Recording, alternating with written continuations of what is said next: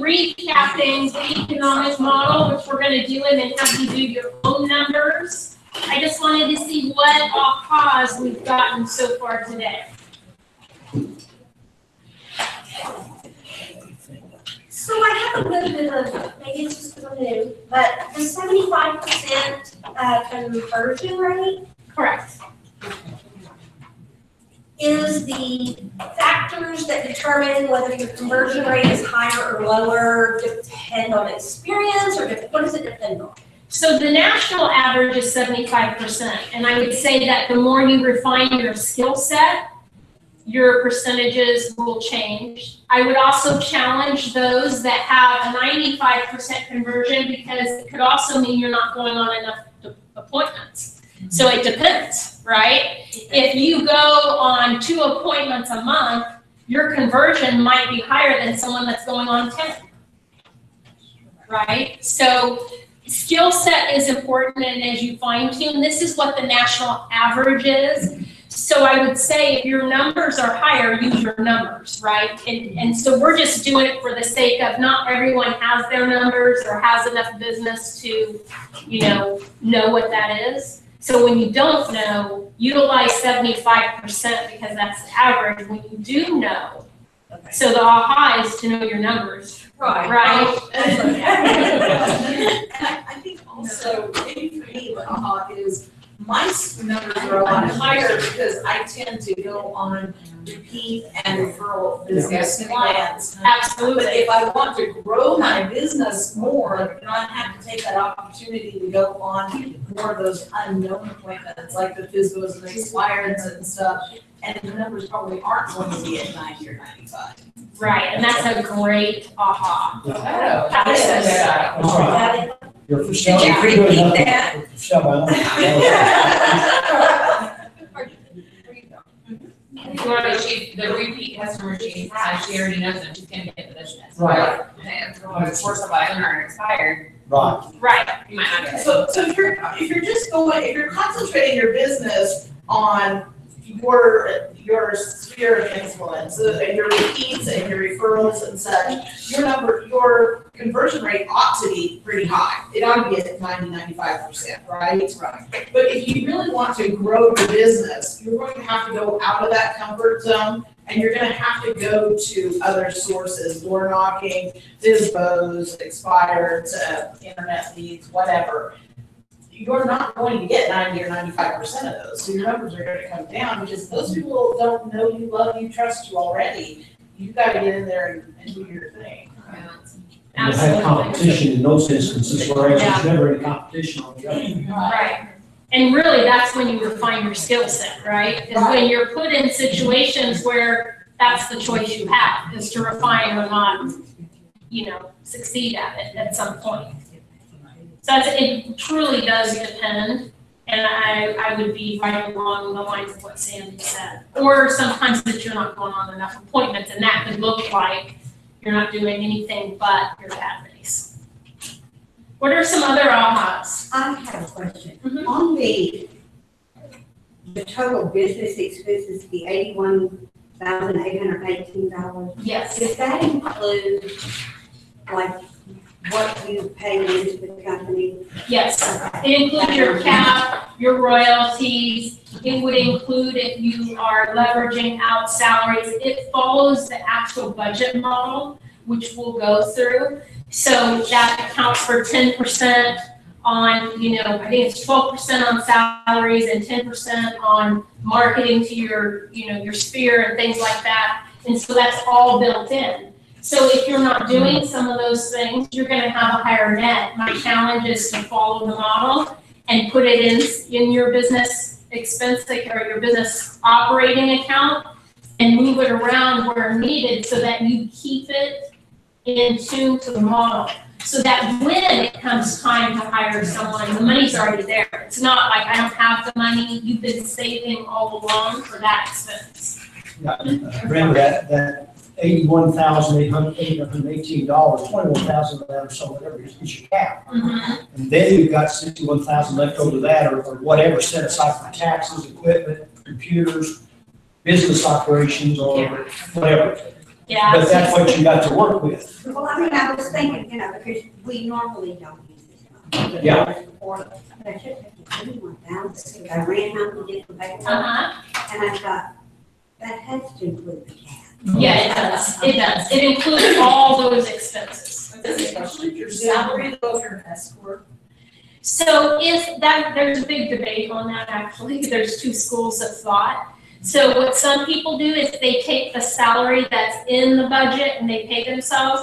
And then some believe that the net afterwards is what they keep as the salary. So whatever it is that you want to do, as long as your expenditures are not exceeding the model, however you want to do that is okay. Just don't commingle funds, which I know you don't. So, there's two schools of thought on that. So I'm not here to kind of tell you, how to do it. Just whatever works for you. Following the model is the main thing. So I want to recap this because I know that as we keep moving forward, if I don't make sure everybody's kind of up to speed on this, we could lose you again. There's a lot of calculating, and the value in that is that you know the numbers. Now, when you know the numbers and we start to do the 411, what do you think is going to happen when you're working through those strategies? You're going to know exactly what you need, and clarity is power, right? So this is the actual, millionaire real estate model. They took 2.4 million, and I just want to kind of explain the thought process. So when we started off, I had a net income amount. So what each of you are going to do, the first thing you're going to do in your mind is come up with what you want net in your pocket, so to speak. Just like a net sheet for a seller. What are you going to end up with after everything's been paid that you want to keep? What is that number? Okay.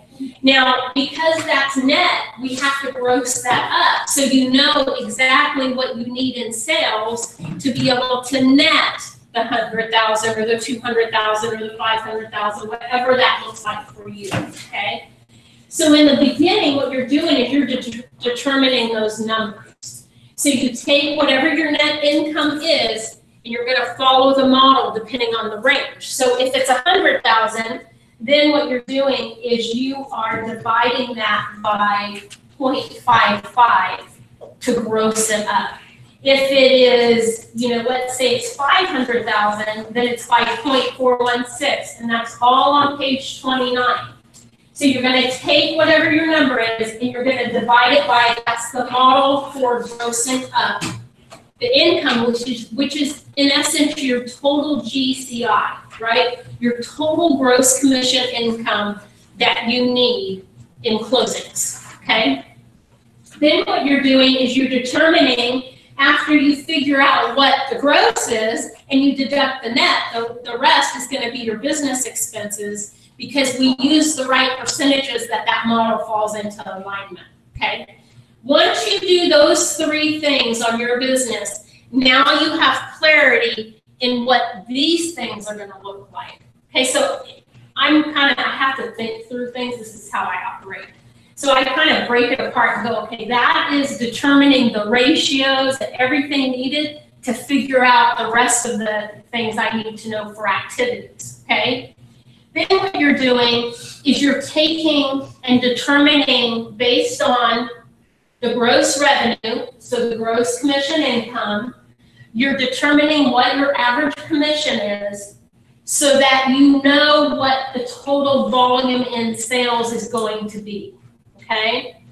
Once you've determined that, now what you're going to do is you're going to determine how many units, and then you're going to use the conversion ratios to determine, so what you're going to do is you're going to determine what percentage of your business is sellers and what is buyers. Then you're going to take the gross revenue on each side and you're going to split it up accordingly. That's 60-40, 50-50, whatever that looks like for you. You're going to take a percentage on that. And then when you do your sold volume, once you divide it into your average commission, you're going to come up with your sold volume. And then you're going to divide that by the average sales price. If you don't know what yours is, then use the average for the area, which I think we said 180, 185, around in there. That's gonna tell you how many total units it's gonna take to net that income. Now, we all know we don't get 100% of the appointments we go on, so what we're doing then is we're determining the conversion. So when you divide it by 0.75, because you've got these units, right?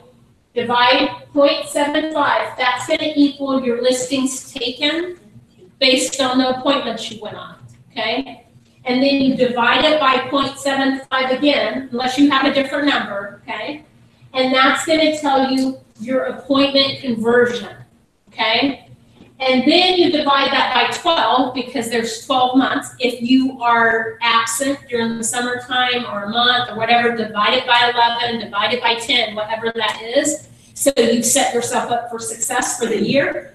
And that's gonna tell you your listings per month. And then from there, we can go into, what does that look like by week and by day and all of that. Are there any questions on that? Because we're gonna now have you do your numbers. And I'll just walk around. If you have a question, raise your hand and I'll come help you. Any questions? Yes. Maybe you already answered this and I wasn't paying attention. Okay, that number 2 on here, does that money count for taxes too on that, on money? Yes. Okay, so that's taxes and Yes. everything. So if you were gonna make $100,000, that 181,818 Is what you would need in gross commission income, yes. Okay, Yeah, taxes, cap, everything, everything. everything, okay. Okay? Is So, there- go ahead. Sorry, I have No, a no. question. Is there, where do we go to find out what we've already done this year? Like 2018 is almost over, so. Multi-year trend report. Where is that? So let me tell you where that's at. So if you go into your MyKW, you'll see where your picture is on your profile. There's a little hyperlink that says reports. You click on that, and then mine, I go to a different place because I go to the market center. I think it says associate, and then multi-year trend, and then you pull that up.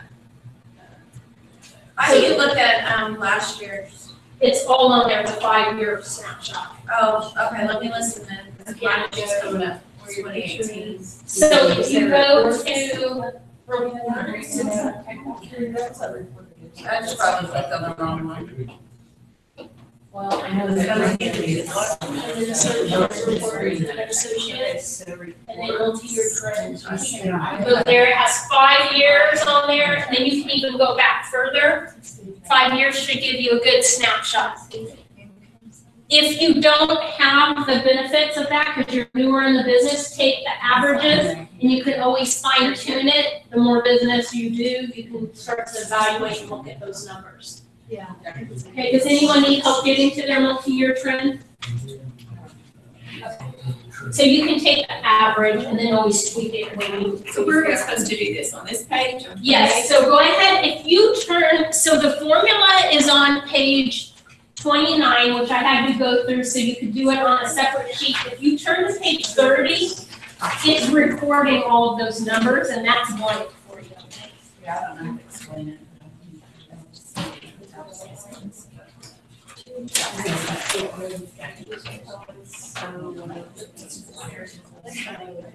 So you're gonna utilize page 29 and 30. But we don't use 28. So we. 20 is basically the same, except it's just Yeah. broke down the cost of the expenses separate. It's a model, it's the same model, it's just that it has those.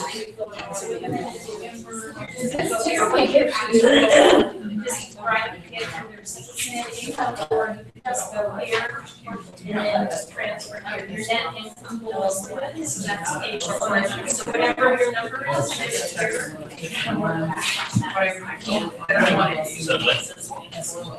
So this is the enrollment's one, as you bring all this in. So whenever you like, do your real estate, like, everything like here, you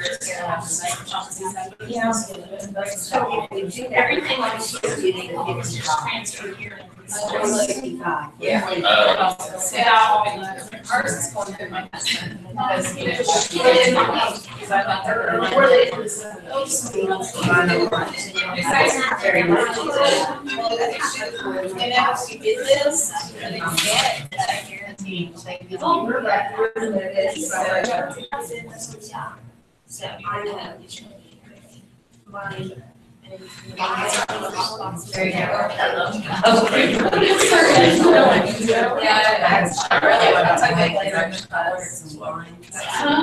Hey, are you Wait to ready? get them in, but now I'm like, I don't.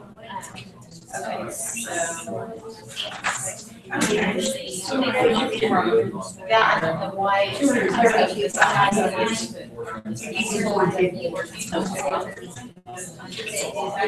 So what I And then you'll go back and make sure that. Go ahead and use the password. Okay, number two, you're gonna multiply 0.55 Oh, you know, I said it.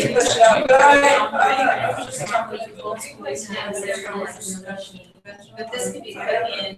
No. Team. Did you take?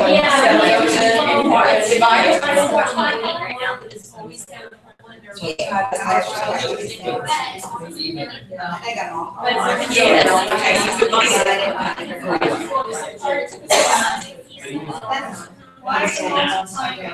So for now, You divide it. why? We're trying to figure out what are So yours is 150. Yeah. Yeah. Alright.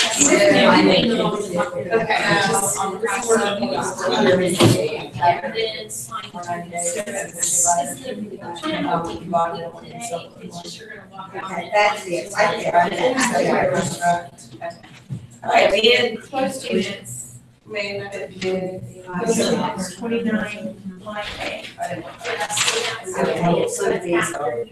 That's not a lot of money. So what you're gonna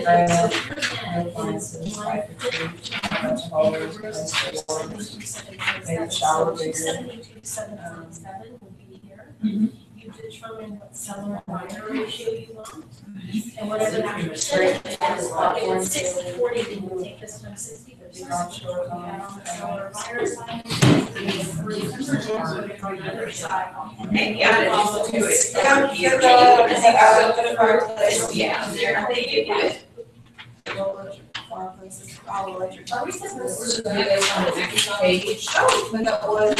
here?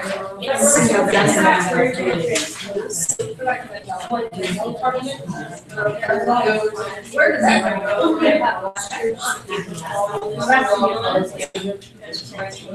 Okay, I'll get it. North of. It's right north of There's some apartments you go to. Yep, there's some apartments you go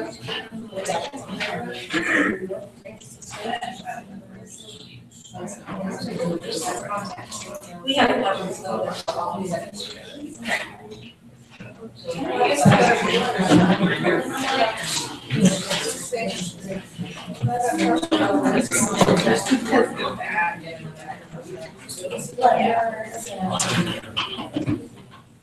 pretty much the same thing. This is what I wanted. Alright. Yes. Which one? You can track it. From your from number 2. Okay, gotcha. Okay, I think I need help. But it's not asking us to sell. Well, you know what I'm doing? I'm doing it along here because I understand it more now. I know, this is very easy. So he's just.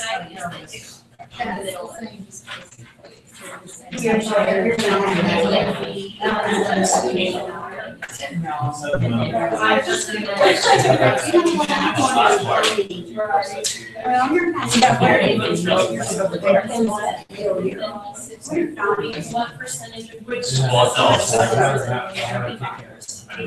Yes. So that would be the goal, right? Yeah. This is what, so then the transaction. That's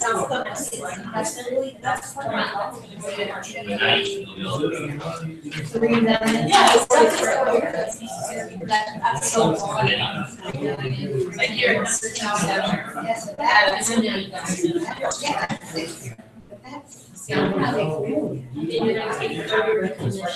On buyer, seller.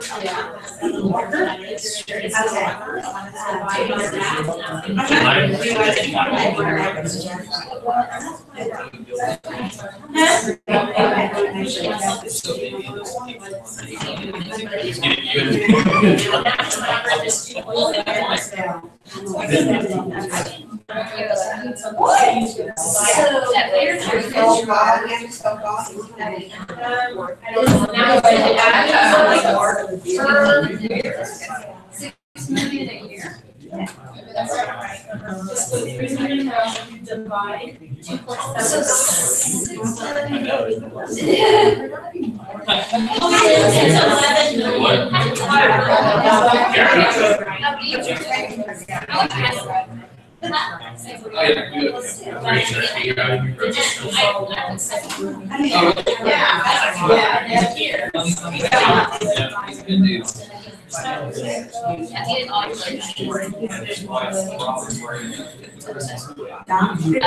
Okay, round up.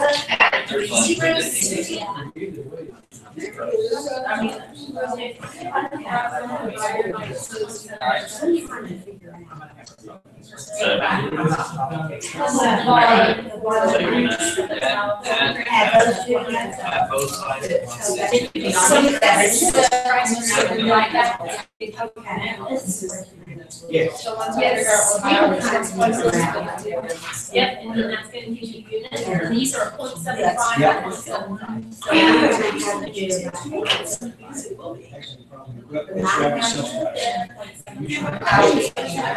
I have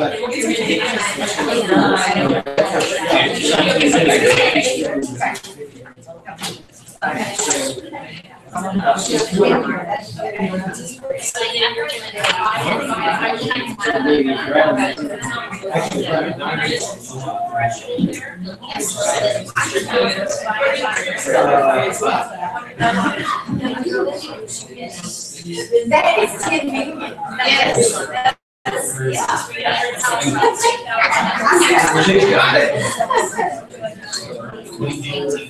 Oh, well, let's try.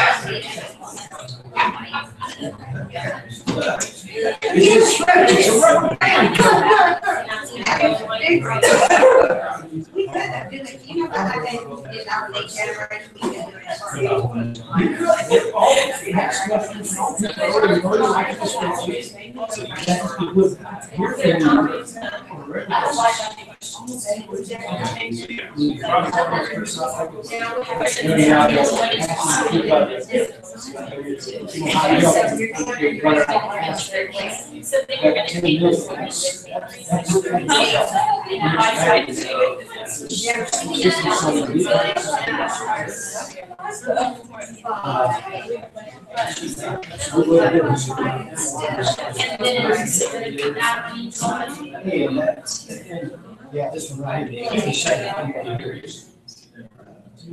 did on that house. But.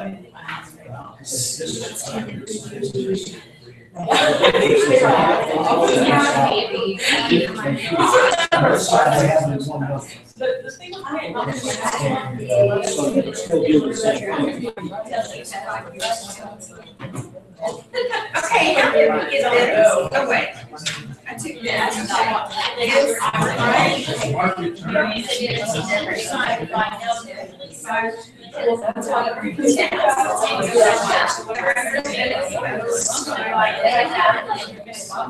Okay, and then divided by 180.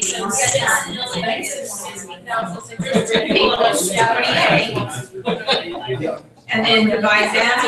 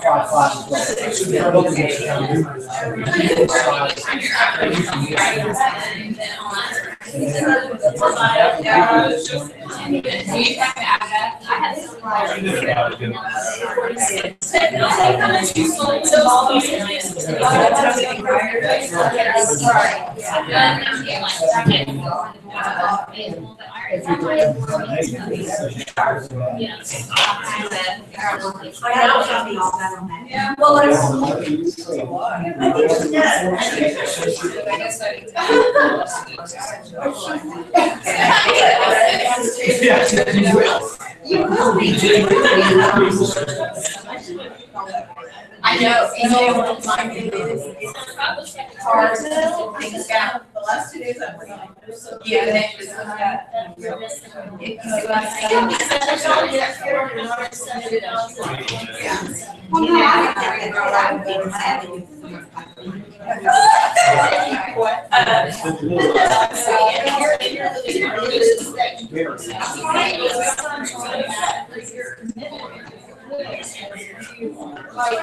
When they do as good a job with this, my kid is not to do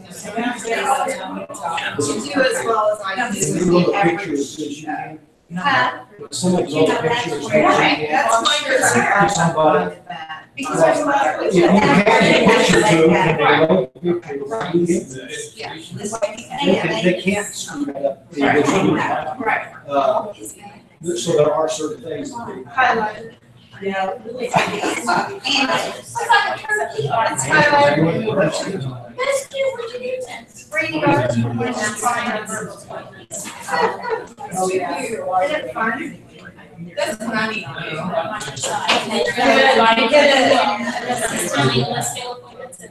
Well, yeah, I'm probably not into this. I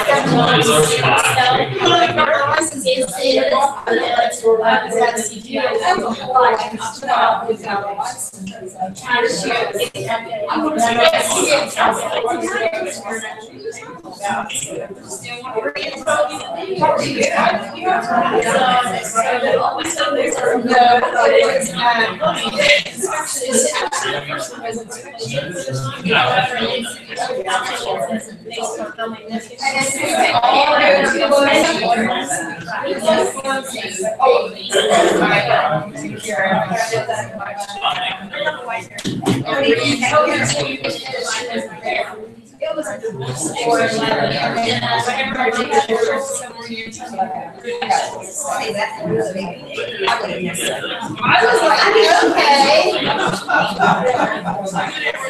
Boy, if we didn't love you, we'd go, which transaction was that? 6 years ago. It was, I was doing stuff for her that Sandy was like.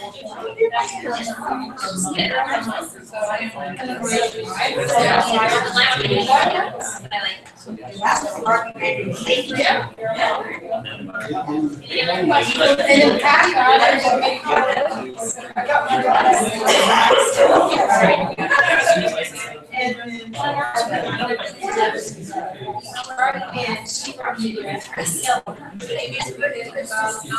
right, so we're gonna reconvene back here. I think most of you are done with your numbers as we went around. What are some ahas through this process of calculating your numbers? I got a lot of work to do. Yeah, me too. We made so vacation canceled. What we want you to do. So here would be my question to you. If you did not go through this exercise, would you just throw a number out there and have hope as your strategy? Yeah. Right? And hope's not a strategy, right? You need to have a detailed plan to execute on that, because the goal is that you do not sacrifice your values. Whatever your priorities look like, that should not be sacrificed because of the business. The business comes third, right? The business is the tool that creates the life by design that you're spending with your family and your relationship with God, or whatever you believe, right? So that is why it's important to go through these numbers, because understanding that. Now, the flip side to that is, how many of you saw the number at the bottom for what you're going to go on listing appointments for the month and thought, that's it? Okay. Yeah, that's what she just said. Right? So some people have that aha, because then you break it down by the week and it makes it manageable. Some of you said you need leverage, right? Some of you are at the point in your goal setting where you need leverage. So leverage comes in the form of systems, tools, and people, right? So what is it that you're missing when you need leverage? Systems, tools, and people. Do you have the systems in place? Are you leveraging the tools? And do you have the people on your team that you need to have on your team? Are you at the point where you need to expand? If you don't go through this exercise, you never know where you're at. You're just kind of shooting at the dartboard with a blindfold on, right? So it's important to go through the process. Now, I don't want you to get mad at me here. I'm going to tell you all this math that you did on your own. Actually, the gross commission income tool, the CGI tool, does it all for you. Okay? And all you have to do is input your net, and it calculates your buyer's appointments and all these things. You need to tell it what your expenses are. So you would need to calculate that based on the model, and it comes out with a detailed, how many listings you need each week, each month. The reason why we have you go through this, though, is it's going to stay. If I just had you do that, you would not give it the same weight as actually manually going through the process, because as you were writing and calculating, your mind and sometimes the gut check that was going on adds value, right? And so that's why we actually have you do that. I would say, though, we have the systems and tools to leverage so that you're not always having to manually calculate everything, okay? There is value, though, in that. So one thing, I had a footnote, and I wanted to kind of bring it to everyone's attention, because the reason why it's important to follow the model, even when you don't have those expenditures, is, did you know that 70% of real estate agents at one time owed IRS? And 50% of agents at any given time are on a payment plan with IRS. There are agents out there that do not have a business worth owning, and they might make a lot of money.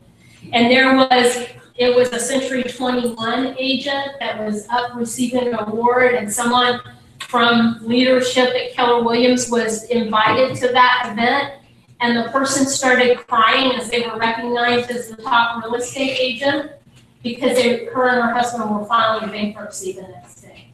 So here she was getting an award as the top agent and filing bankruptcy the next day. Now, how many of you want to be in that position? No, thank you, right? So it's important to have a plan in place, because things like that can happen. It's not like she set out to go, you know what, I'm going to blow all my money and, I want to be up on stage getting my award and filing bankruptcy the next day. No one goes out and intends on doing that kind of stuff, right? However, when things slip away from you and you're not being held accountable, or you haven't even gone through the process to see what it is that you need to do, then those kind of things can happen much more easily, when you don't have a pulse on what is real, what is reality, right? It's very, very important. So now we're gonna go through the lead generation levers. We're gonna talk about database and some of the other things that involve you actually having the activities to yield that. And we are gonna go through a couple more areas of math. So we're gonna talk about prospecting and the market, setting up a database and feeding it. These are the 3 key focus areas, and systematically marketing to your database. Leads are the fuel to your economic engine. If you have a car and you don't put gas in it, what's gonna happen over time? It's gonna run out. You're not gonna fuel it to go any further. And leads, that's what fuels the business for a real estate agent. So we're going to talk about what does that look like in the form of, the database. And then we're going to talk about what this looks like. Your haven't met, your met, and all of that. So I'm going to spend a little bit of time with that. Sandy alluded a little bit earlier about people need to know, like, and trust you. And that's so true for them to use you. And your database is one of the highest return on investments because usually when you have relationships with those in your database that are met, they know, like, and trust you, right? So there's a statistic out there that it takes 3 interactions for someone to know you. It takes 7 interactions for them to know you and know what you do, because people forget, right? How many of you have had a neighbor or a family member list a house with somebody else? Raise your hand. Happens all the time in this business, right? And they assume things, or we assume things. So it really does take them remembering what you do and knowing that you're of value to be able to help them through that. And it takes 27 interactions for people to determine whether they trust you or not. Now, that doesn't mean that every single person, it takes them 27 interactions. I will tell you, though, that is why Gary Keller follows the model of the 33 touch, which in the new MREA, they've taken it up to 36 touch, and they've got a few added touches to that. And the reason is there's interactions throughout that process that put you in front of your database. And so if they know you and you're adding value every single month and sending things, and once a quarter you're reaching out to them and you're having a conversation with them, and then you're following up the conversation with handwritten thank you notes, you're building trust every step of the way.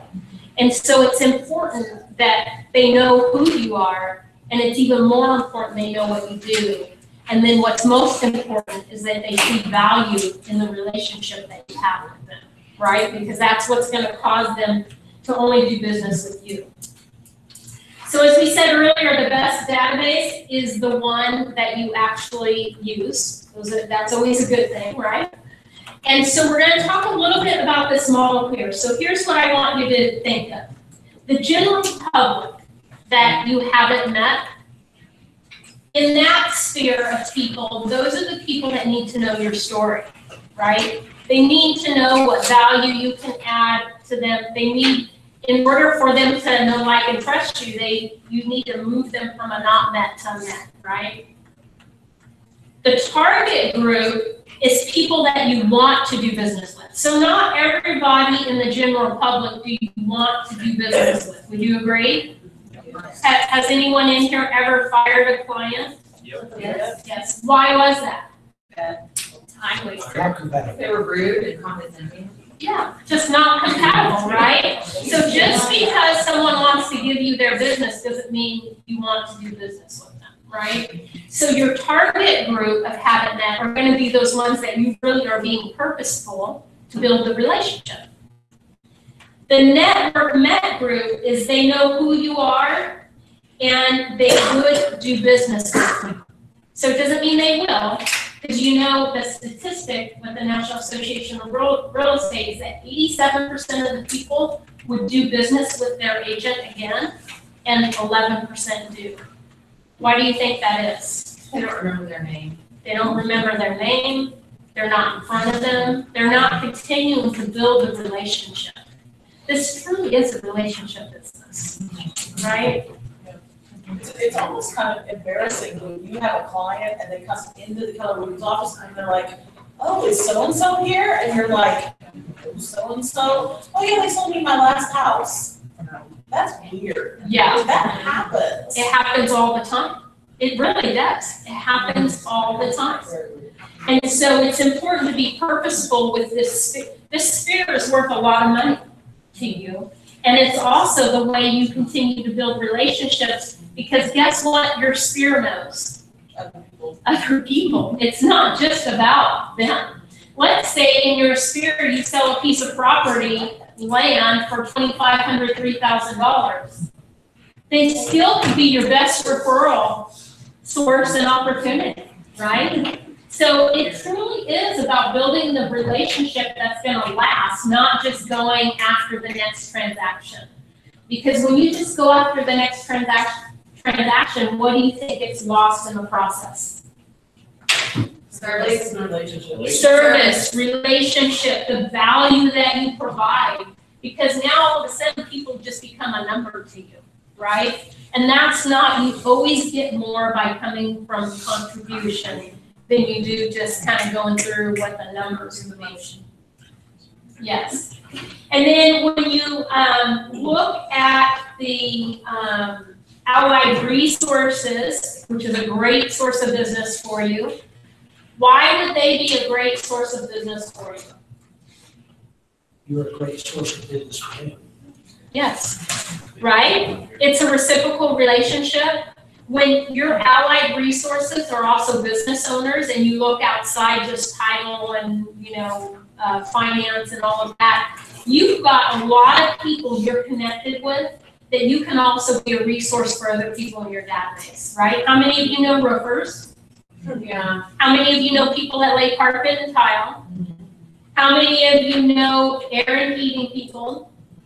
Right? You are a great resource for them, and they're business owners. And how do you think they succeed in business? What's their biggest source of business? Realtors. Yes, absolutely. Referral business is for sure. Can I be like, Uh-huh. I'm sorry, I'm a little here, but I have a really hard time getting that business back because they know so many realtors. So they do. Yeah. I would say that's kind of this guy, right? So it is. It's relationship. It's having a conversation, and they have enough business to go around. And maybe you have the wrong allied resource. Yep, I Yeah, I was the ones that you, help them, and then they go, oh, we ran into somebody that just got their license, and we just wanna help them out, so we're gonna go with them. That happened to me about a month ago. And it's like, oh, that's so precious. So does that? And we heard about it the rest of the day. So there's scripting around that, right? There's scripting around setting the expectation. So when you go into a relationship and you tell them the expectation is that I'm not asking for all your business, I'm asking for 1 referral or 2 referrals a year, whatever that looks like for you. And as a result, I'm going to send you referrals as well. Now, I'm going to do a business review midway through the year, so that means that I should have 1 referral from you by then as I reevaluate my allied resources that I'm going to be in business with. Okay, now when you're doing that, that is setting the expectation for success on both ends. Most often, people don't because we haven't laid clear expectations. We've either kind of skirted the issue or we just didn't feel it was important. So there's scripting around that you can fine tune and learn from to set the right expectation. That's good. There was one lender that told me that he's selling his house. He said he deals with a lot of, he's not going to use any realtor, he's selling for sale by owner. Because he deals with so many, it was like, okay, I'm not saying. What do you say? I couldn't commit to at least one of his clients. Do a drawing, or, pick the client that's giving you the most or something. That was his excuse to not have to pay a realtor. Yeah, I And mean, then the conversation, so you're willing to accept 10% less because the average per for sale by owner earns 10% less net. I mean, so you're just having that conversation with them like you would anywhere else. That's why script practice is so important, because you're gonna come up against these things all the time, right? And so I'm not saying be all over the board, except if allied resources is gonna be part of your plan, then be really good at it. Know the scripts behind it, know what to say, right? If it's something different, then it's something different. Just know that that's huge opportunity. I'm still at a script class this week. We do, we have script class most Tuesdays, so you just gotta look at the calendar, because some Tuesdays, December's gonna be a little clunky because of a bunch of events and things that are going on. It'll start back strong in January. If someone doesn't know where to go for scripts, see me, and I'm gonna tell you right now where you go. We have 3 script manuals if you go into my KW, you hover over education, okay? And you click on the education tab where you go to all the trainings. There's gonna be a menu that comes up and you're gonna see like several classes. And in there's a class that says Script Manual 1 or Catalog 1. For one of them specializes in sellers, one specializes in buyers, and one specializes in various lead generation scripts. And there's 3 sets. Each manual has over 70 scripts to it. There really is there's a script for everything. I'm telling you, every objection for pricing that you could come up against is in that script manual. Every single one. Courses? So yes, so you go into courses. In there, if you scroll up, it's and Ignite has a bunch of them too, which is also there. Scripts Catalog Volume 1, working with buyers, Volume 2, sellers, and Volume 3 is the whole part of the transaction. They're in our bold books too. Yes, and if you're taking bold, so if you're not taking bold, you may not have access to the bold scripts. They're not all incorporated in there, okay? There's also in Ignite, there's also a class called Lead Generation, 3612-3, they're in there. If you ever are at a loss, trust me, there's a script for it and I can help you find it, okay? I'd like for you to look first and be familiar with the catalogs, before you come to me, right? So that you're actually in them and looking and you know how to get to them. Okay, fair enough? All right. Now, your core advocates that are in here, the core advocates that are in the middle, the 5, those are people that are going to send you 2 or more transactions in a year. It doesn't mean that, not necessarily them, they're going to send you referrals, right? And they are your core advocates. So anytime they're at a party, they're thinking about you. When somebody mentions, hey, we're thinking about buying or selling a house, I have my friend Sandy. You've got to talk to Sandy. She is the best agent in town, right? Those are your core advocates. You should always have at least 5 core advocates. So now when you're doing your plan, you can get more purposeful in your database. How many METs do you have? How many not METs do you want to convert to METs? How many allied resources do you have? What does that look like? What do those strategies look like? And how many core advocates do you have, and how do you build on that? So even within your own database, there's room for growth and opportunity, right? Because if you're not breaking it down this way, then you could just kind of get lost in I have a database, right? So it's important to know the difference in your database, the different levels, and what your strategies are, what you're going to focus on. All right. Let me tell you, this is kind of how people operate. I want to make sure I get this down. The great thing about taking this class over and over again, I've taken it many times, is I learned too. I was sharing with somebody at lunch. It's like this, I learn so much when I teach. So some of the stuff I've learned from taking it and, seeing it by other people. And this was a demonstration that I saw once, which I thought was good to kind of visualize. Okay, so this represents 10 people, okay? So out of every 10 people that you know in your database, you're gonna have 3 people, no matter what happens, your phone number changes, you know, you're hard to get a hold of, they're gonna seek you out, they're gonna find you, even if you're difficult to get a hold of, they're gonna find a way to get connected with you. Because they have a referral for you, or they just really enjoy doing business with you, and they're gonna seek you out. These 4 people are willing to use you. So they're part of that, 87% of the people will reuse their agent, and only 11% do.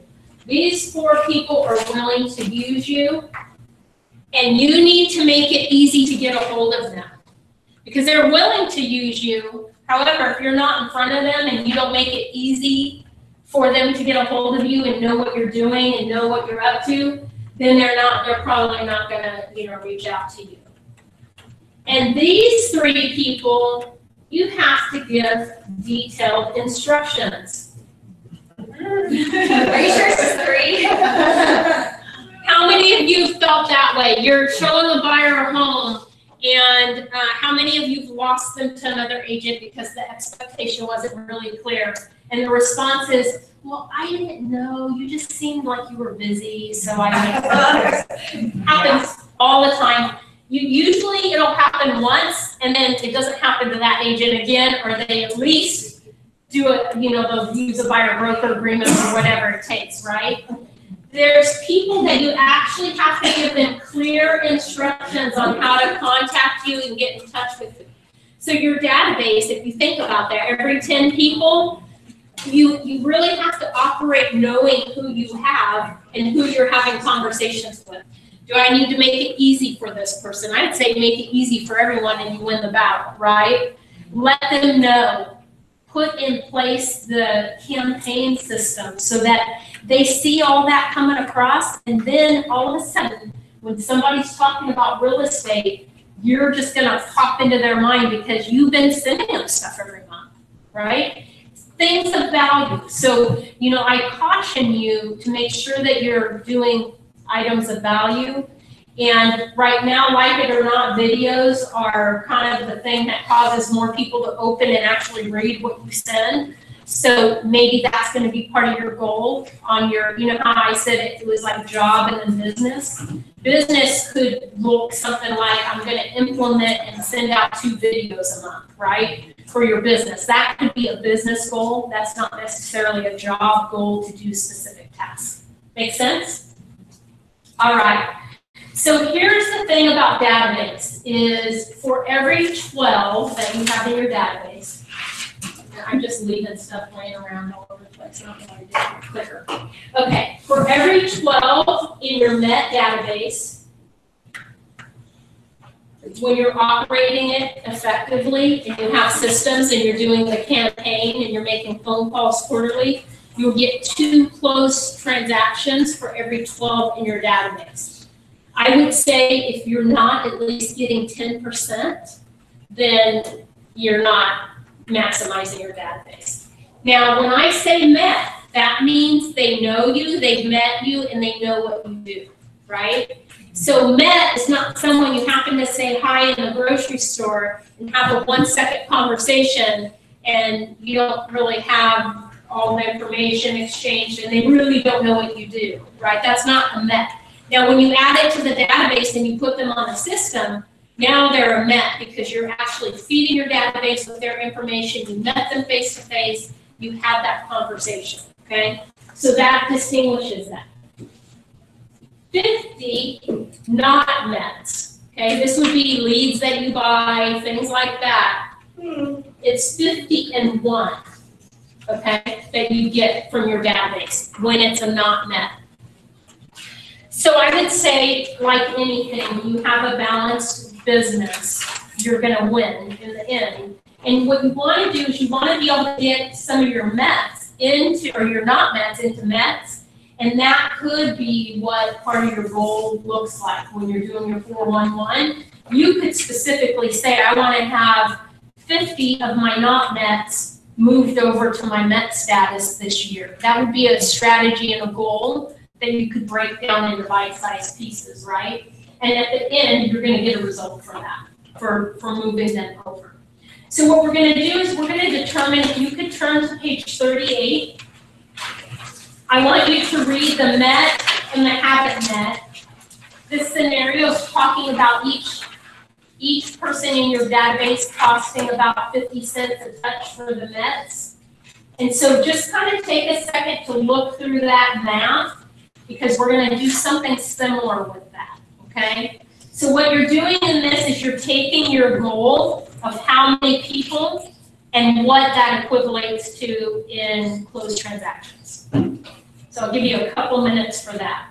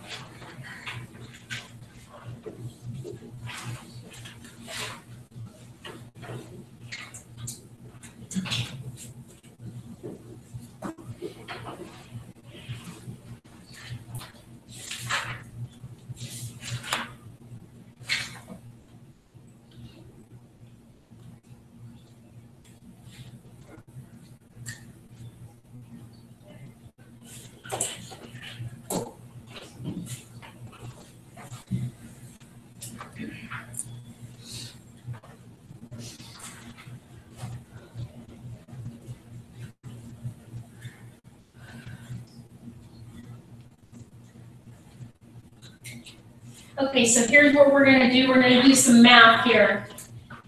How many of you in here had a goal close to 48 units for this year as you were doing your math that you needed to do to achieve your net income? I'm going for 2019. Unit wise. That or more? Yes. More. Okay, so you have that or more, okay? Yeah. So what I'm gonna do is I'm gonna use a scenario to determine 48 transactions with database only, okay? Now, there's other sources. I'm just kind of breaking it down to give you some math and formula to follow, and then you're gonna do it for you, okay? So let's say your closed sales goal for your METs is 24. And your closed sales goal for your non-METs is 24. Okay, just doing this for the sake of math. What you're going to do with your METs, because it's a 12:2 ratio, you're going to take your goal, you're going to times it by 12, you're going to divide it by 2, and that's going to give you how many contacts you need to have in your database. Now, why do you think it's important to know how many you need to have in your database to meet your goal? You can add to it if you need to. Yeah, right? Because your goal might be that you need to grow that. It should always be to grow, because life happens and people move away or pass away and things like that. So you always want to make sure that you're growing it. So METs, based on the ratio, when you're effectively marketing to your database, to do 24 closed transactions is going to be 144 METs. And we determine what a MET looks like, what type of conversations that look like. Now, if you want, we're going to say that your strategy on your 411 is going to be that you're going to have 24 from your MET database, and that you're going to get 24 from your not MET database. And what that looks like is you're going to take 24 times 50. Remember, it was a 50-1 ratio? So you're going to times 50, and that equals 1,200, okay? So in order to do 48, if all you were going to do is utilize your database, and you wanted to split it 50-50, there's a lot more work that's going to go into your not-METs than your METs, right? So when you're determining that goal, what do you think would be some important key areas to look at as you're determining your database goal? Increase your METs so you don't work hard. Absolutely, right? So having a strategy around that that's actually laid out in your 411 is going to move your business forward, right? You cannot lose when you're building relationships and moving your not Mets into the Mets, when you're targeting the right ones, right? So what I want you to do is based on, so let me give you an example. So if we have, let's see.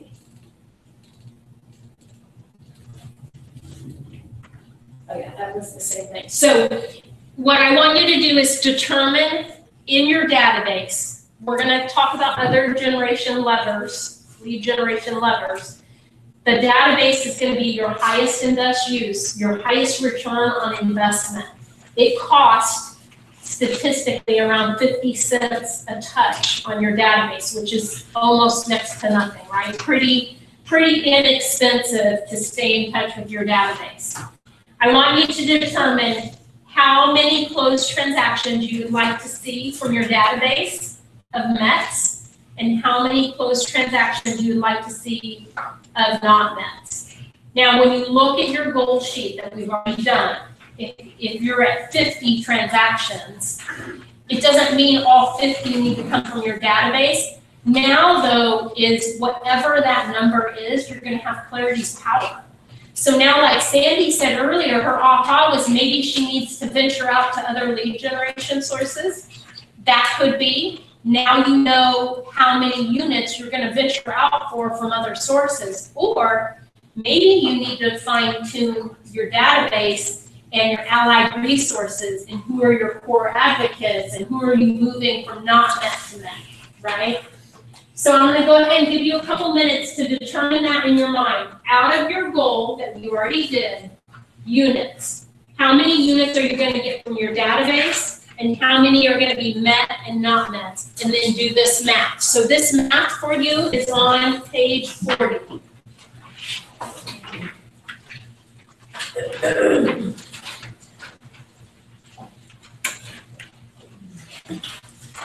And raise your hand if you need me to come around if you're kind of lost on that. I was just opening up your computer and it's funny because this. Oh, that's funny. And here we are. Yeah, and here you are. There you are. Yes. Okay, so then your whole thing so still go through that so you know how many grow. Okay, so if you want to close 12 transactions this year, you're gonna, so it's 10 or 20. Okay, so what you're gonna do over the you're gonna say you want for your Met and your right? And so you're gonna want to grow your say 20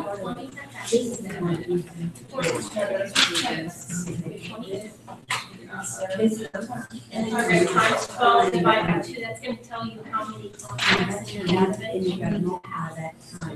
So at least for you, it's going to give you a goal of what to grow your database to. And I would focus on Mets right now. So you can it's going to be your success. So you already have 132 in your database. So then it's having the strategy and CGI. Oh, CGI, I'm not So if you wanted to say, okay, I mean, I'm sure that. You said we had 4. Or things of the first hand, they do the stuff around. Well, just giving you like. Anyway, you got it. Oh, you sent it up. It's not in the report. This is total right now. So you wanted to take this down to 15, and then move back, you know. So you take that 33 times. No, We're gonna take. we think it's so much. Yeah. So, right here. So this is taken. So, Okay, 18. Yes. is this together. This is your Met database and your not business line. Okay, but we got that from over here, right? So again, Go. so how many of those do you want are Met? How many do you want is you're not Met? You've got other. Yeah. Resources. You're talking about how does Yes. per year, yes. Does that matter? Okay, so you're looking at that number of election.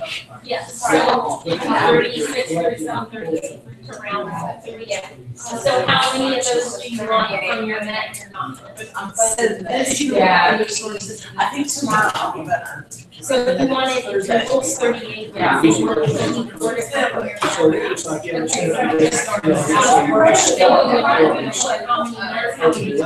And then follow this formula, it's gonna tell you how many you need in your data. So let's just say, for example, I don't think you'll know. So, 40. Yeah. We're gonna try to make sure it's 20. That just help us. Here's the, you could do it in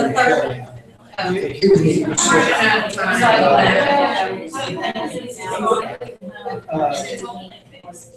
So, 7. Looks like you don't need.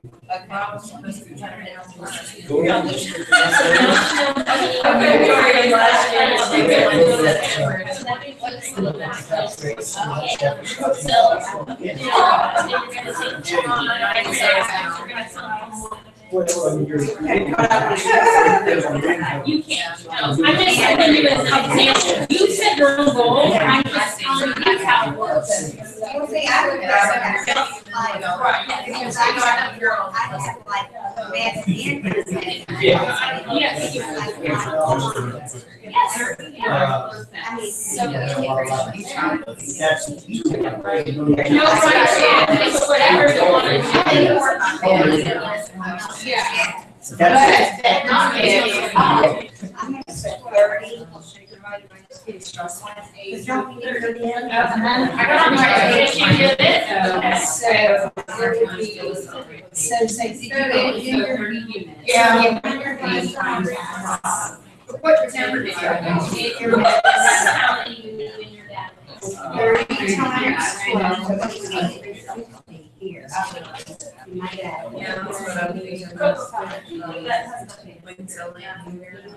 You didn't divide it by two, so then you like. Oh, we divided by 2? I'm not gonna do 30, it was 360 divided by 2, now you're going to be looking at. Yeah. So it's Times 12, yeah. And mine divided by 10. Don't like them.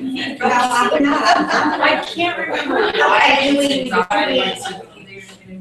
we take our math, divide it by 12, we times 12, divided by 12. See,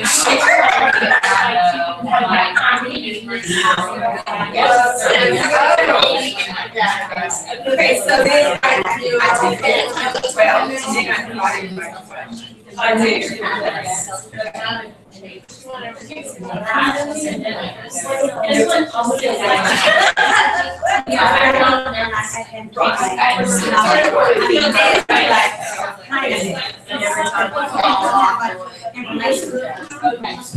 Does that make sense? Yes, yes. So your quotes, sales, businesses, your household, and your business. Yeah.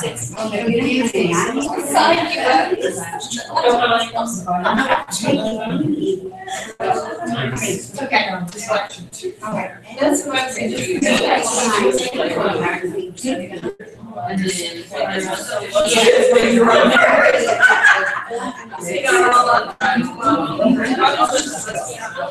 All this is doing the same thing as Yeah, because it's, in my mind, I'm thinking, you know what, I'm sure it's number sales. You want to run away. Or you tell them that they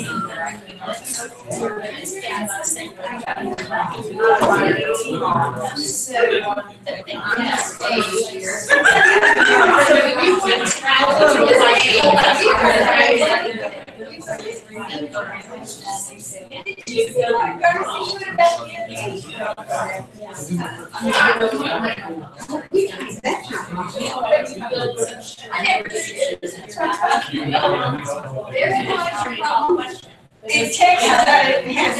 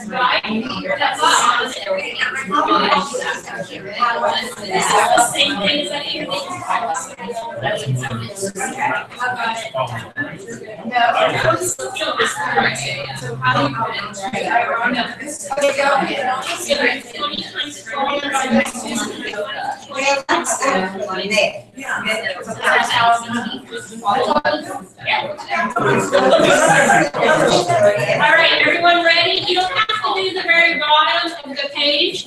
It's just looking at it another way, okay? So page 40, it's gonna come up with the same exact result, it's just breaking it down another way. So you don't need to do that, okay? So what you did was you determined how many in your not mets and how many in your mets. What are some ahas from that? I should be able to do it. You should be able to do it. I can't do that. I just got my email marketing set up, so hopefully this year it'll all work. So you intend on it working. I intend on it. Hopefully it's not a strategy, right? So we don't want, you know, we want to make sure you intend on doing it. You got it. You already started. Step one is to take action, and you've already started. So you're going to get there. What are some other ahas about it? I think there were many different ahas as I was going around. Some of you decided that you now know what you need from other resources, right? So it's easier to come up with a plan when you know all these numbers, right? If you're just shooting in the dark, it's really hard to know which direction to even go. And the other part to it is it's really doable when you break it down, right? Yeah. Another aha might be, gosh, I gotta move those not mets into mets. I need to be in the relationship building business and convert some of those not mets to met.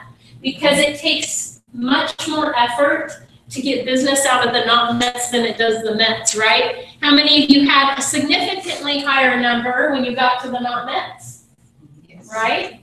And if all you're focusing on is not mets, and you're not really utilizing your database, which I can tell you a lot of agents don't even utilize their database, then you're really causing more grief on yourself. And it's not a sustainable business. So in the real estate business, and those of you that have been around a long time know this, there's hunting season and farming season, and you should be doing both. So when you're hunting, you're actually getting business from some of your resources because you're building your database, you're feeding it daily, you're looking at other avenues to get business.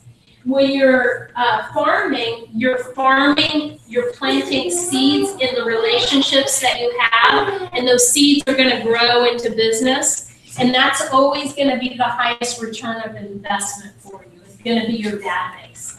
I will also tell you, in a market that's changing from seller market to buyer market, your database is critical.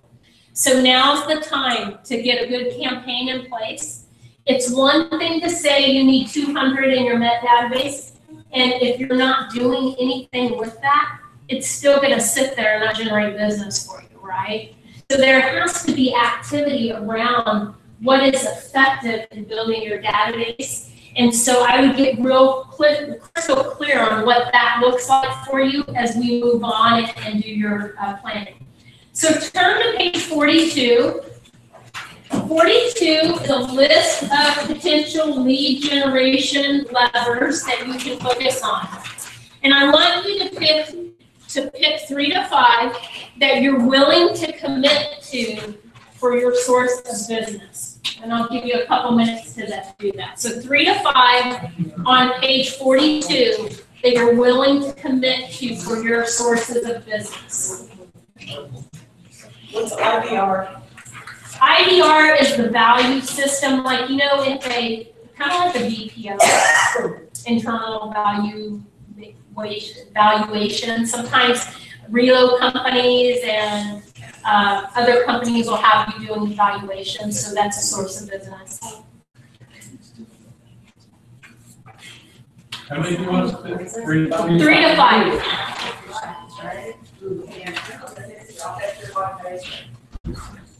Right.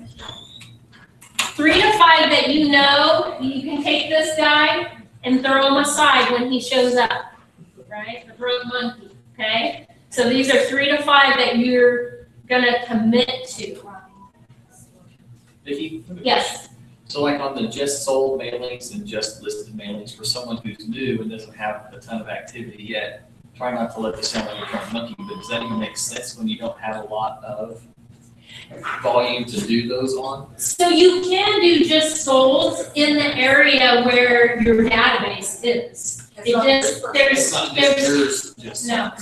disclosures that there's a phrase you have to have on it because it's not yours. Gotcha. And that is through the edge, and it tells you the verbiage that's required by law. So you have to be careful with that.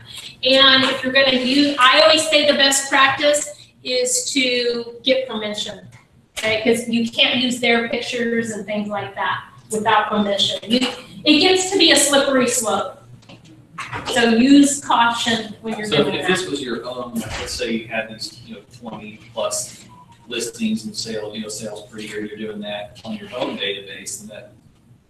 Yes, and I would say so. You can do just sold in more often area and say, did you know the house down the street just sold in your neighborhood for $240,000? This is what the market's doing. Do you know if anyone's interested in buying or selling? So now you're still utilizing that concept. It's just you're not putting out flyers and things. It gets real touchy. I've seen it go negative. So there's other ways around doing that when you're physically present, and include door knocking in that process and things like that.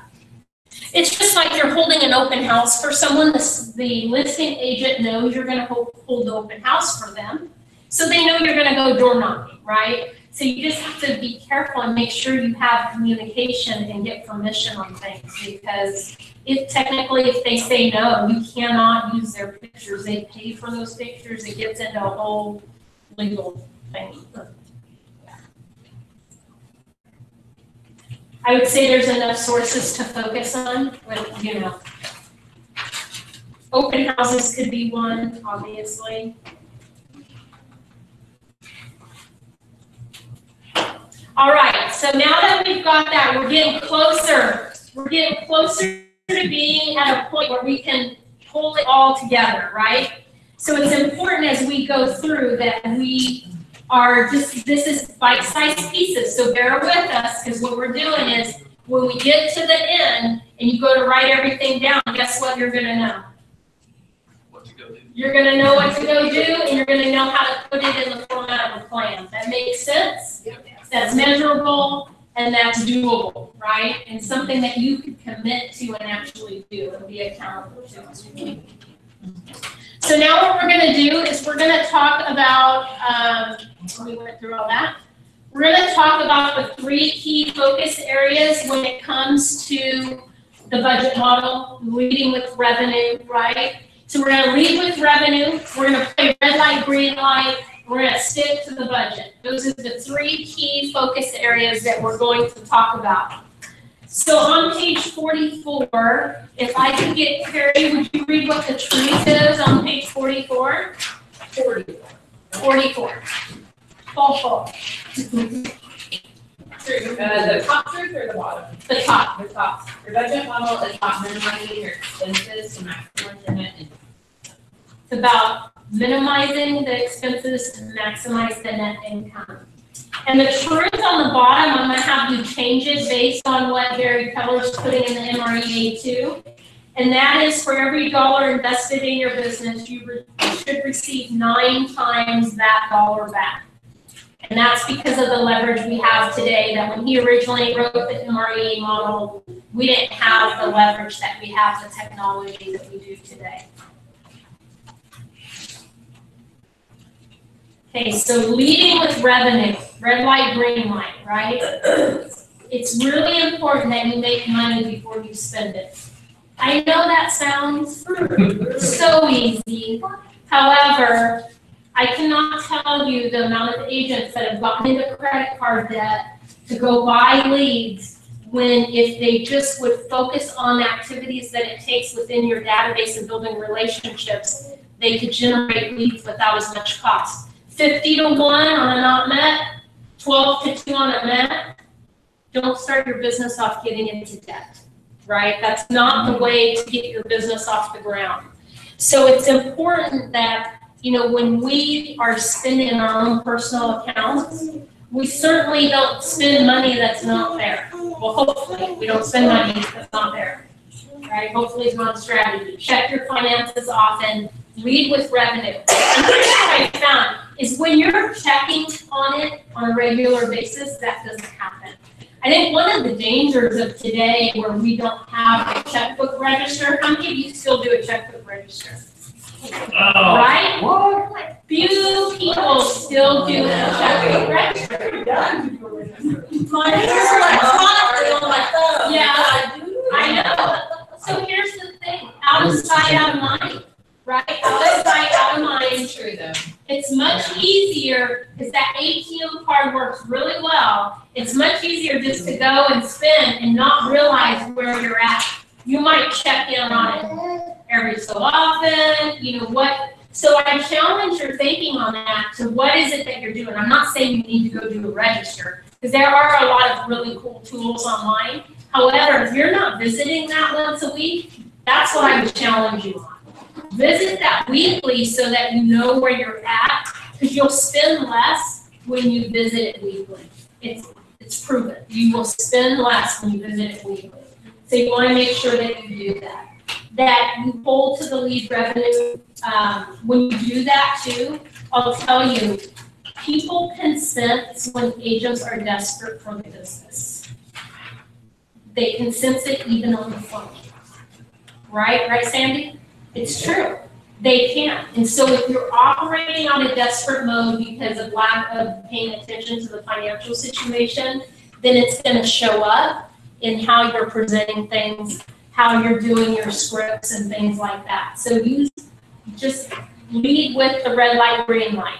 If you've got the money and it falls in the budget, okay, and when it doesn't, then you need to figure out how to increase your sales so that you can do those things that you need to do, right? And today you did a lot to give you that clarity. Now you have clarity in exactly what is it that you need to do. How many units do you need to do? How many people do you need to have in your database? What areas are you going to focus on this year to generate and increase your business? You don't want to have good money chasing bad, right? You want to not rob Peter to pay Paul. You want to make sure that you're doing the right things. So let's turn to page 3. Or I'm sorry, 47. Telling you, it's just as long of a day for me as it is for you. All right, so we're going to turn to page 47. And it gives you examples. This is the model, okay? So I'm going to give you a couple minutes just to look through the model. Up at the top, you'll see in parentheses $1. And that's because when you're doing 6 million in volume, the expenditures look a little different than when you're doing 800,000 in volume, or I'm sorry, 26 million in volume. So just kind of look through the details of the expenses, and I'll give you a couple minutes to do that.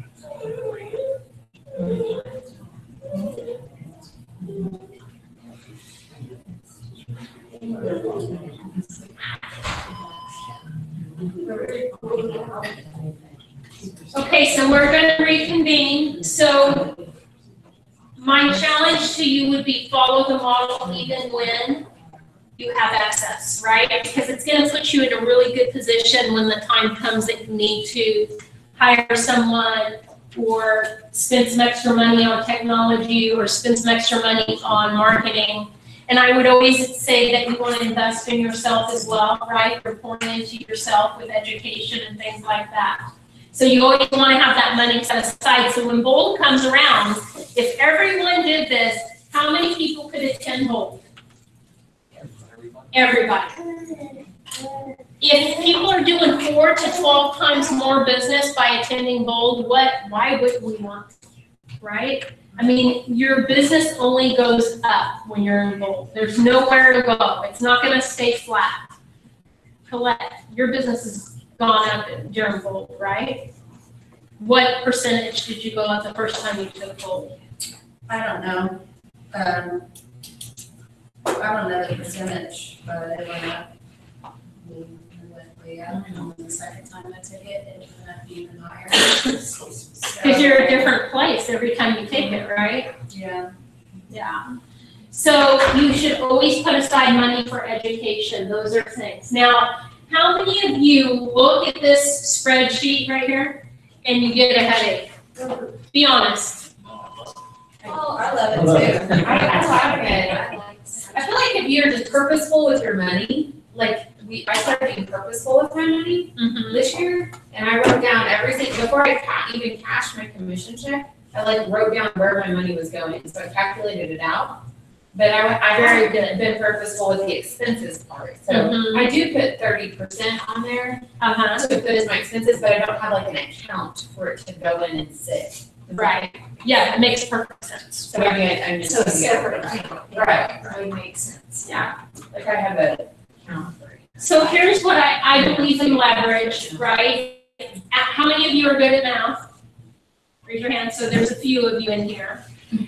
The money that it would cost to have somebody else do the accounting for you is minimal compared to what it costs you and the time that you spend to actually do all the calculations and have everything ready. So I'm going to give you some resources that are very reasonable, that top agents have utilized, and that some of them know the MREA model and they help you implement it.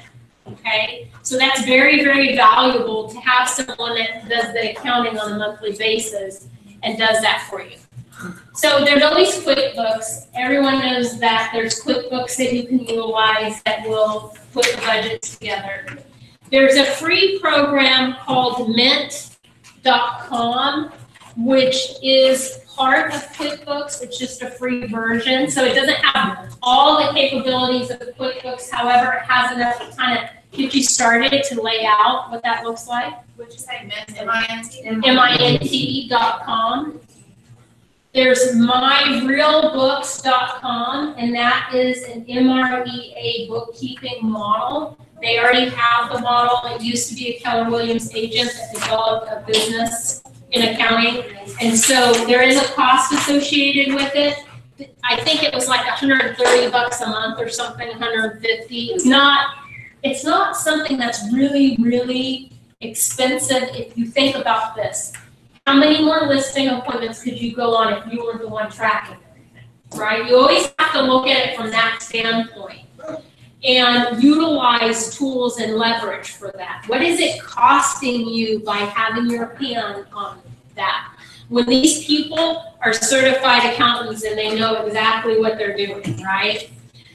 So that's one way. Number 4 is hurdler.com is an app. It's HURDLR.com. Keller Williams has partnered with them, and they also have the MREA model integrated into the system.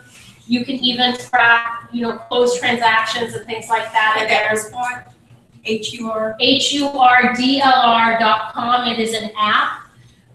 The lower version of the app is free, and then they have other versions that cost because it's more involved in what it does. Now, I will tell you what it does is when tax time comes around, you print a report and it has all the expenditures and everything allocated and documented and all of that.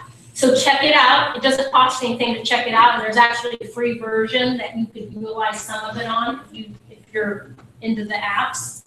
And the last one is called PalmerBookkeeping.com. It's $83 a month.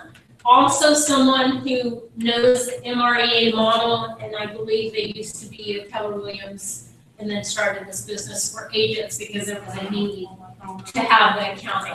So it's Palmer, PALMER, bookkeeping.com.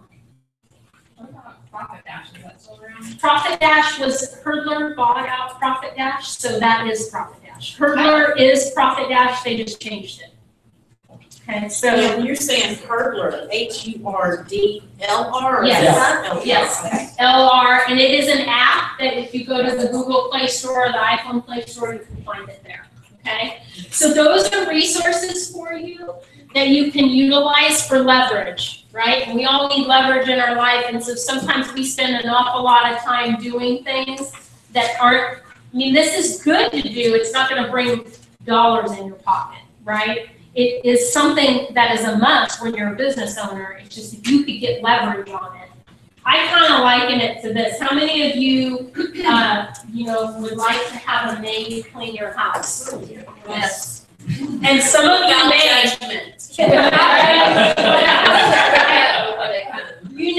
That is something that is leverage, right? Because if you don't get someone to do it, then what happens? You're the one cleaning the toilets and everything. Not that that's bad. It's just when you need leverage on your time, right? Same thing with an accountant. It's leverage for you. It's not that expensive per month. If you're following the budget model, you saw how many of you went, gosh, that's a lot of expenses. We don't spend that much. Well, when you're making that kind of money, if you're following the model, you are going to have that much in there. So why not have leverage and go out and make more money, right? And do the activities that are going to yield you the net in your pocket, okay? So keep a monthly budget and visit it weekly. So what do you think should be on your calendar? Financial review. Check financial review, business review. That should show up on your calendar, because if it's not on your calendar, it doesn't exist. And how many of us know we will forget? If it's not on the calendar, 1 week will go by, 2 weeks will go by, and it's like, oh shoot, I better check my financial situation. Where am I at with everything? So make sure it's on your calendar, okay?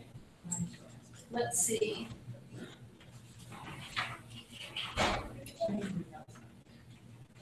So when you're holding your money accountable, you're gonna evaluate the results when you spend, right? And you're gonna set a specific time period. And if there isn't a return, you're gonna stop spending, right? Now that doesn't mean you go try something 1 week and you stop the next and you try the next. You're never gonna accomplish anything that way. Set a reasonable period of time and an expectation and a goal of what you expect. So if your lead generation source is sending out flyers on just sold, then you need to be tracking how many flyers go out, what is the cost, and what are the phone calls you're getting back, and what is the return, right? Because if you're not yielding a return, then don't spend the money. The budget model is going to be key in a market that's changing from a seller market to a buyer market, because you don't want to just be putting money out there. The highest return on investment that you can have, the more successful your business is going to be, right? So you want to make sure that you're paying attention to that.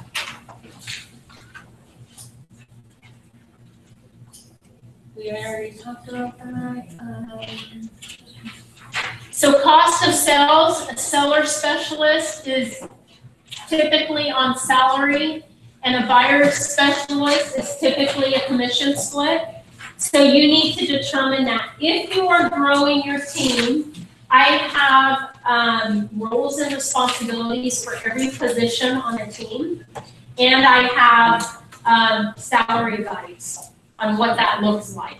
So if you want that from me, just flip me an email and I'll be happy to email you those guides so that you have that to kind of go on.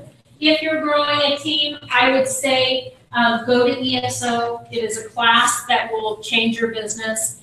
And even if you're not there yet, it's just that's what you want to do. And that's ESO, expansion systems. Because even if you're not going to expand your team outward, it gives you all the basic models and information. So it's one of those classes that will travel around. So if you look online on MyKW, there's a calendar somewhere that talks about different classes. It could be on there. Also, the region a lot of times will post classes of what they're having. Like you saw one recently that was posted, right? WFRAF teaching a class. Yeah. And so just kind of keep your eye open for that. Kristen Johnson is the president of Expansion, and they're the ones that put that on. Not the Kristen Johnson from our office. Yeah, so it is a great class, okay? We have an admin class too that travels around, doesn't it? Yes, Or do you yes. have to travel to it? You travel, well, they come to different places and then you go to the class. So you just keep your eyes open when you see, I know a lot of times we don't read our emails, right? It's just, there's a lot of great information in there. So if you just kind of glance through, if you see something about a class in the subject line, you might want to look at it to see if this class is going to help you grow your business. The best way to manage through that, because you can't attend everything, is when you set your goal and you identify what are the strategies and gaps that you need to move forward on, make sure that what you go to in training reflects what it is that the needs of your business are, and that's what's going to help you move forward and grow. Okay. The organization model is really about leverage, and I'm not going to spend too much time on this because not everybody is at that point where they are, growing and expanding their business. So I would be happy to meet with anyone that's building a team individually. Keller Williams has great systems and models on that. And here's what I would say. I'm going to show you. I need your help, Don. Let's see here. I have a new hire calculator. Oh, I think I maybe have it here. Let's see.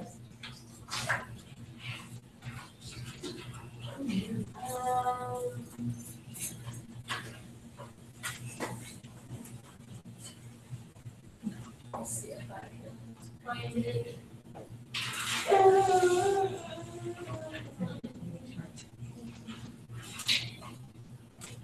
First hire calculator. Let's look at this for a second.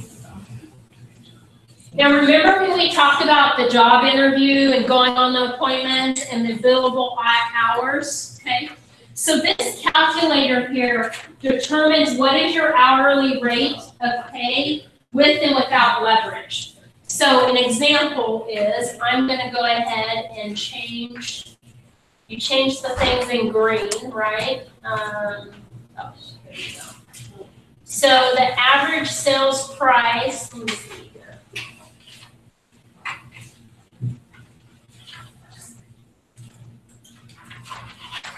Let's just say it's 180,000, okay? For the sake of where we're at. Is it not going to change it? I don't know, that may not have next step on it, if it doesn't, it's just okay. Okay, we're gonna just use this example because it's not letting me, okay? So here's what the screen shows.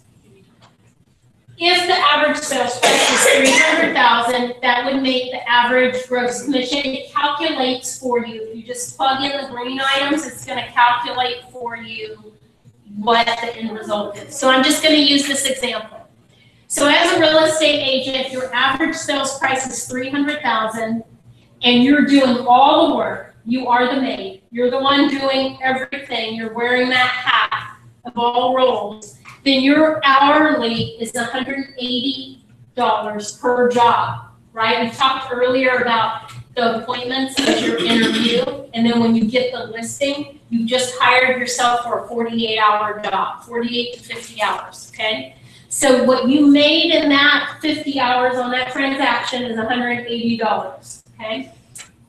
Now, when you leverage out $15 an hour activities, we decided that that looked like, basically 40 hours of work could be leveraged. And the remainder, 8 to 10 hours, is what you as an agent need to have your hand on and be a part of. Now, I'm using a high number here because this here factors in all across the United States, right? You've got California, New York, and they pay more and all that. So if you are leveraging out the 40 hours, and you paid your admin $25 an hour, which is not going to be the case here, then your cost for the admin is $1,000, which means you have a remaining $8,000 in commission. You follow that because it was 9. Now you have the outgo of having the admin, and they're doing 10. Now you're doing 8 to 10 hours worth of work. Now you went from making 180 to $800 an hour by leveraging out.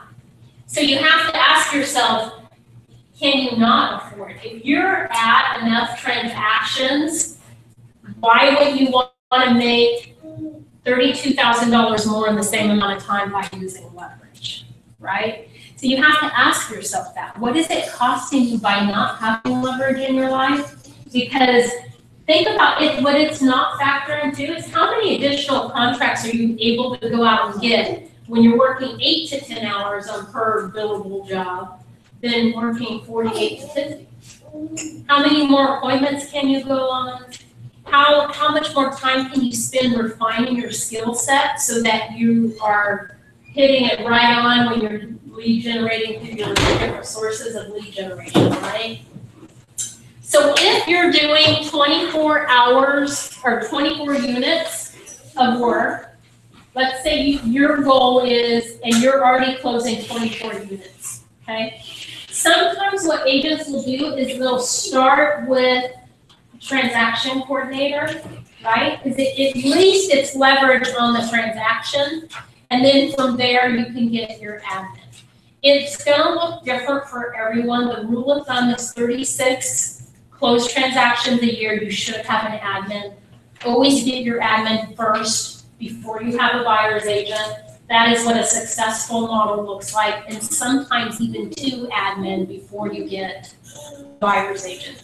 Because your admin can be separated. One's a transaction coordinator, and one's doing your marketing and your technology and things like that. Does that just depend on per agent, like the model says 2 admins, but a lot of people just have 1. Yeah, I mean, it depends on how you're structuring it, so that, again, it's not like same brush type painting, right? So if you have someone who's really good at not only transaction coordinating and they're good at marketing and technology, then that's a win. That's not always going to be the case, though, right? So you just have to determine, after you have clarity on what you're focusing on, where you're going with that. So, if you're building your team and you need help with that, that's a long conversation, so I can certainly help guide you down that path, right? KPA is critical to determine, it should be slow to hire and quick to fire. That's really the philosophy in this business that'll take you a long way. And I know that sounds awful. It's just you're slow to hire, and if you make a mistake and the wrong person person is on your team, you gotta be quick to correct that, right? Now, here's what happens in this business. We hire by fire, right? We hire quickly, we make bad decisions, and now we've got compromise and we have someone on our team that is not pulling their weight, it's not a 9-time return, or it's even worse, they're costing you business. They're losing notes, they're losing phone calls, things like that, right? So my recommendation is that you never hire without a KPA. That is now it's not everything, and it's not gonna be the answer. It is a guide though, because as you validate that with people, you're gonna see if there's something that doesn't fit. Like characteristics and how you are, a lot of times you want someone that has a different trait than you, right? To build and bridge the gap. And so if you don't really know what questions to ask or how to dig deep on that, that can cost you business in the long run, right? Yeah. Okay, so now we're gonna go back to the business planning. We've gone through that part. Let's see, I say we were, but, okay. Hang in there, we're gonna take a break here for a second, get some fresh air, and then we'll wrap it up with you putting together complete plans. So let's just get to where we're at.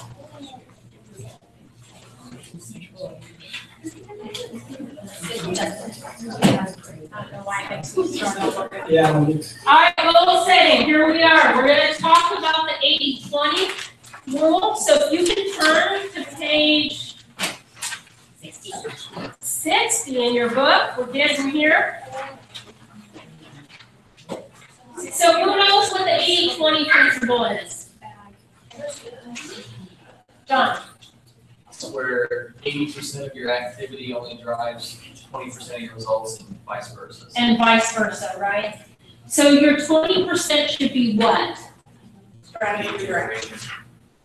Your big rocks, right? So absolutely lead generation is one of them, right? And having a plan and being purposeful with your activities and what does that look like, having that clarity is going to be your 20%, right? What happens is we get into that busyness because we're not focused on our 20%. And like John said, we end up focusing on the 80%, and that's not going to give us the results. It's the 20% that gives you 80% results. So it comes in the way of leverage. We talked earlier about listings, leverage, and leads. So your listings are leverage for you because anytime you have listings, what should you get in return? Buyers. That could be a 2-for-1 business, right? Yeah. So having a goal around that. If you have a goal this year to do 24 listings, then you should also have a goal to get a certain number from those listings in the way of additional listings for buyers, right? If all you did was focus on what it took to get 24 listings and you know it's a 2-for-1 business, what is that going to give you when you're purposeful and doing the right thing? 48, right? Or if it's 48, now it's going to give you 96, right? So it's important that we understand that our listings are leveraged for us and it's a 2-for-1 business. If you're not getting 2-for-1, what do you think you need to evaluate? Your follow-up. Follow-up, what are some other things? Converting the scripts. Do you have a safety measure? If you're really busy and you're doing a lot of units, is there a safety measure on your signs that captures the leads, right? Maybe a QR code or some sort of texting format to make sure that you're following up on the leads and things like that. Because often that's what happens. Or is it leverage and you need a buyer's agent at this time and they're going to follow up on all the sign leads? What you need to really look at what is it, because you should be getting a 2-for-1 business. That's another reason why your business really should be 50-50, because if for every listing you're getting a buyer, right? And obviously the goal is to get more listings as well. So leads and listings. Lead generation is our #1 job as an agent, right? It's very, very important that we are generating leads. Listings are marketing opportunities. Control of your time. How many of you would agree it takes less time for a listing than it does for, yes, right? Definitely takes less time. So you're maximizing the control of your time. You're maximizing your per hour compensation. You're maximizing your volume, your market knowledge, and you get buyers from it, right? Or you get additional sellers from it as a result. So when you're talking about leverage, it's about who is going to do it, right? That's your people, because it comes in the form of people, systems, and tools. How will they do it?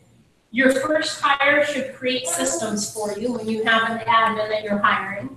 And what will they do with it or tools? And your admin should help you leverage the tools. So when you have an admin, should you be the one inputting how many listing appointments you have for the month? No.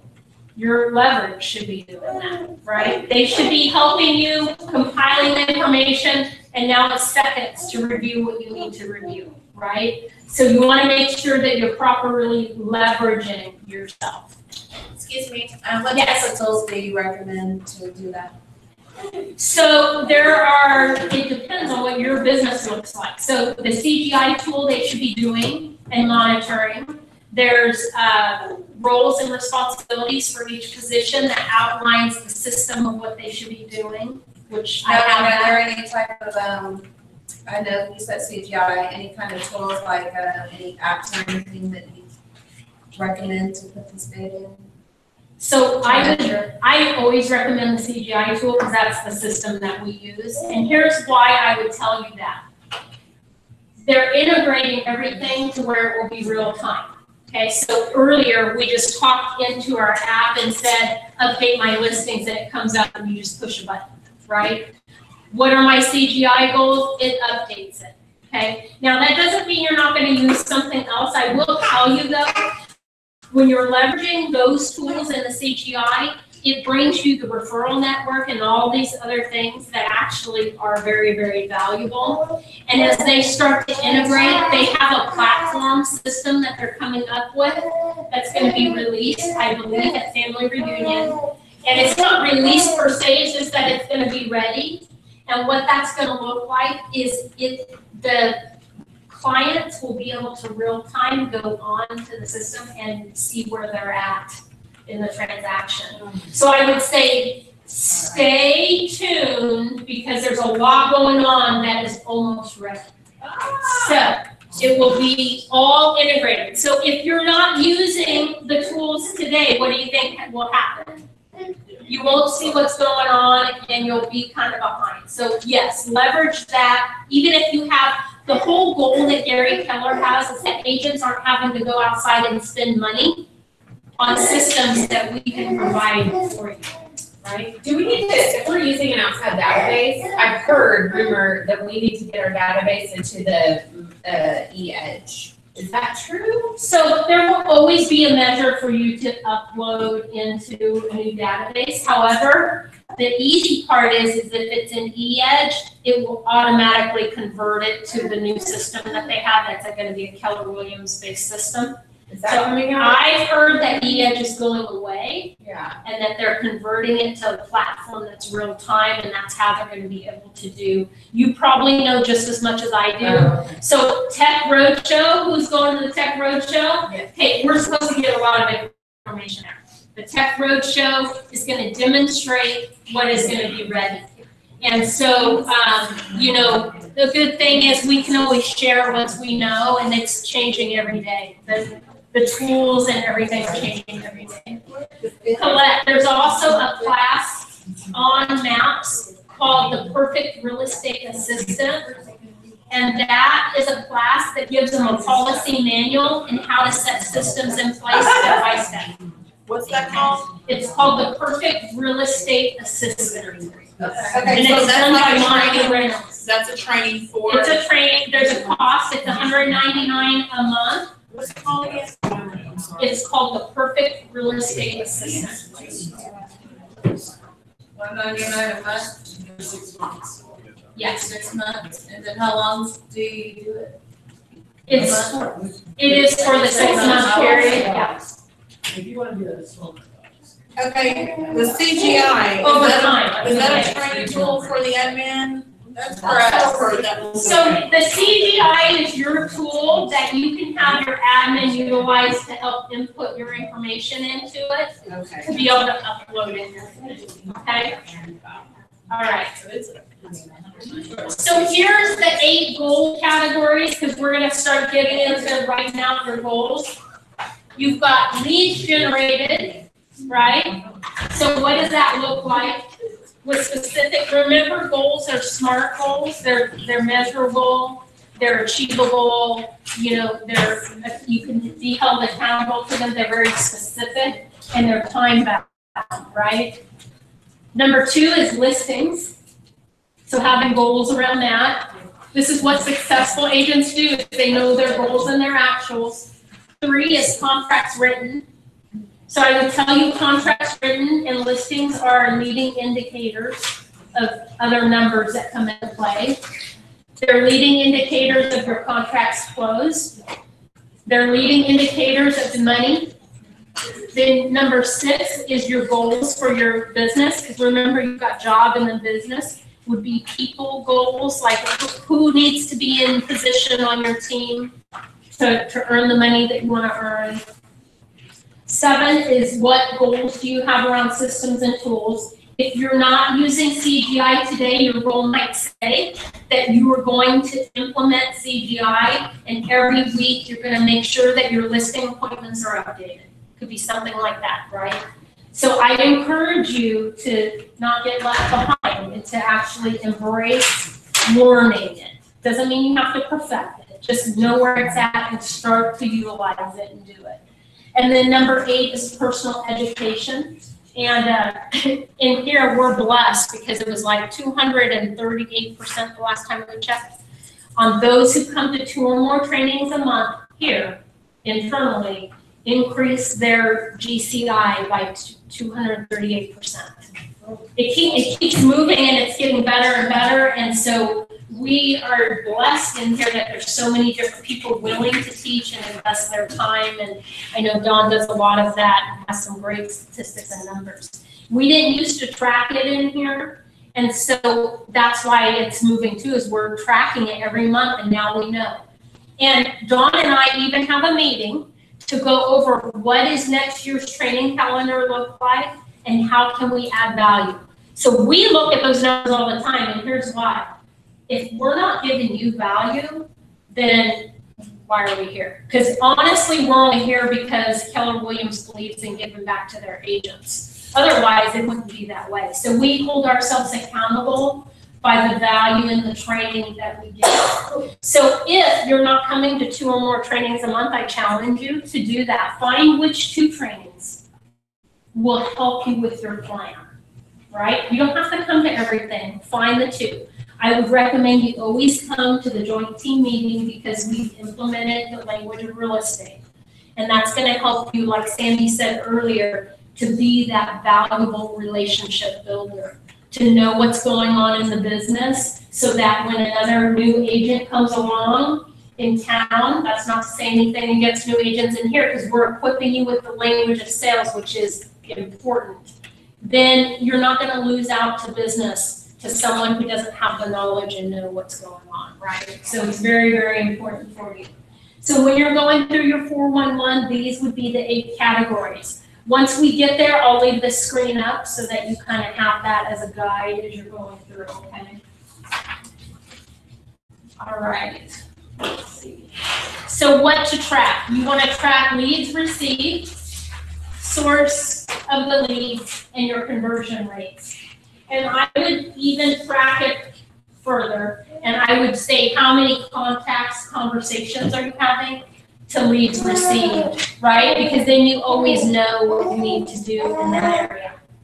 Now, here's something that I recommend you implement as you're going through your goals and you're looking at them. And it's not in here, I'm just in it. MAPS has this thing, which MAPS is, you know, the training that the company provides high-level coaching, right? You should have a 15th protocol. And what that 15th protocol is, let me show you here. It's a predetermined set of activities that you will implement on the 15th of the month when you're not at goal. And the reason for that is if you keep doing what you're doing and you're not at goal, what's gonna happen? You're gonna have the same results. So you gotta kick it and you gotta double down, as Gary would say. Double down on activities. What is that gonna look like? It could be different for many people. So I know some high-level teams, and what their 15th of the month protocol is if they're not at goal, it's all hands on deck, and everybody regenerates on their team on Saturdays until they get to the gap number, till they fill it with appointments. That's what they do. Now that doesn't work for everyone, because certain people do certain things with the family. Here's what I would say though, is I bet if you had that and family's more important to you, you would make sure you were on track on the 15th, right? So the 15th protocol, whatever that looks like for you, is a set of predetermined activities that you, or if you have a team, are committed to doing to close the gap on where you're behind. Okay, does that make sense? So that is something that I would highly recommend that you implement, and what that looks like is completely up to you. You want it to be something though that is like, okay, I don't want to go down that road, so I want to make sure that I'm where I need to be by the 15th of the month. Now, why do you think that would be important? Another accountability tool. Because you're halfway through, you've got to double up or. Right, because Continue on. what happens if you don't do that and you finish the month behind? Next month. Next month's got. And then what happens if you didn't change anything and you finish the month behind again? 3 or 4 times as hard. And then what happens if it does it again? And you're probably gonna give up. But you're not Overwhelmed, you want to give up, the drunk monkey starts to come in, why am I doing this? This is too much work. You know, all these things happen. So when you have that set in your mind and you have a strategy around that, you're not going to allow that to happen. And when it does, you're going to make sure that you quickly get back on track, right? Oh my gosh, time for a break. These Wayne brought you to. They brought us. 15-minute break. Thank you.